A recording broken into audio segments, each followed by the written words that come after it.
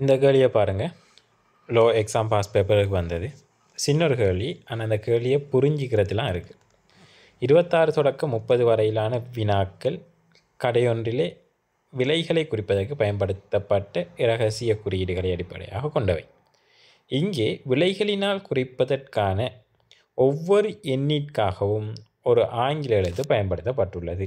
அதாவது ஒரு எண்ணுக்கு ஒரு ஆங்கில எழுத்து தான், அல்லது ஒரு ஆங்கில எழுத்துக்கு ஒரு எண் தான். உதாரணமாக எஃப்க்கு 5 எஃப்க்கு 5 தான், சும்மா சொல்ல இல்லைங்கடா.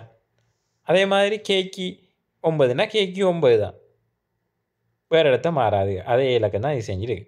சரி, அதற்கேற்ப அந்த இலக்கங்களை பயன்படுத்தி எழுதப்பட்ட 6 எண்களும் அவற்றுக்குரிய ஆங்கில சொற்றொடர் 6ம் கீழே தரப்பட்டுள்ளன. எனினும் ஒவ்வொரு எண்ணின் எதிரையும் காட்டப்பட்டிருப்பது அதற்கு உரிய சொற்றொடர் அல்ல, அவை மாற்றி எழுதப்பட்டுள்ளன.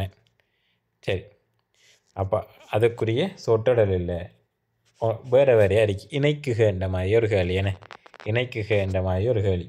சரி, நாம் இணைக்கையெல்லாம் தேவையில்லை. இதில் முதலாவது ஒரு விடயத்தை நாம் கண்டுபிடிச்சிட்டோம்டா இலகுவாக வரும். அடுத்தடுத்து ஒரே இலக்கம், அடுத்தடுத்து ஒரே லெட்டர், ஒரே எழுத்து வார எது?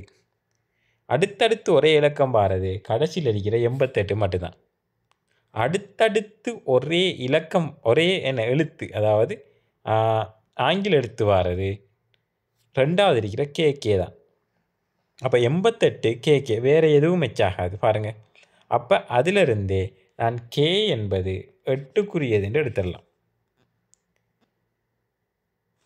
அடுத்தது ஏ என்பது எத்தனை எடுத்துடலாம்?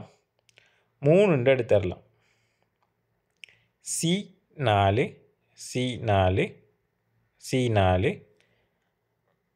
அடுத்தது ஜே 6,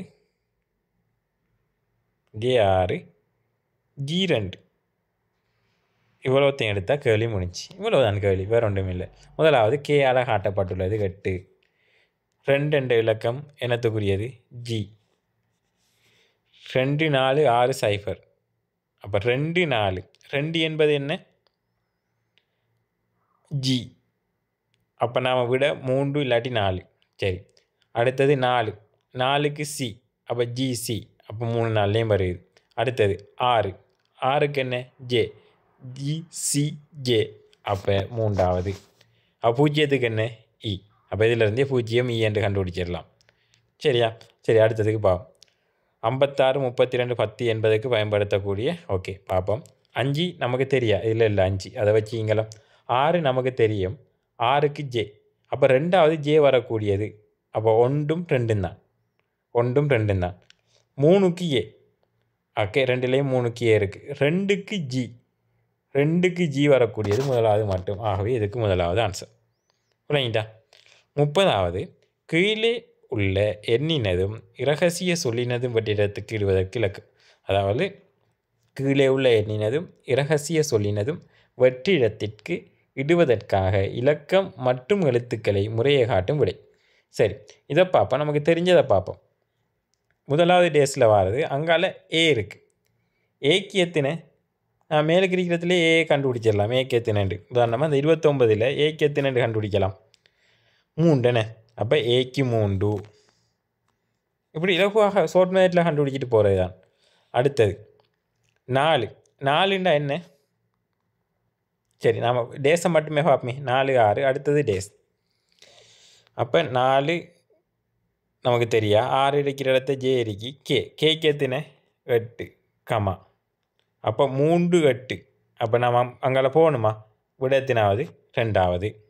சரியா? நம்ம எல்லாத்தையும் செய்து பார்த்துட்டு இருக்க தேவையில்லை. என்ன விட வந்தால் மறு அங்கால போக வேண்டியதான். ஆகவே 2வது விட. இப்படித்தான் இலகுவான வினா.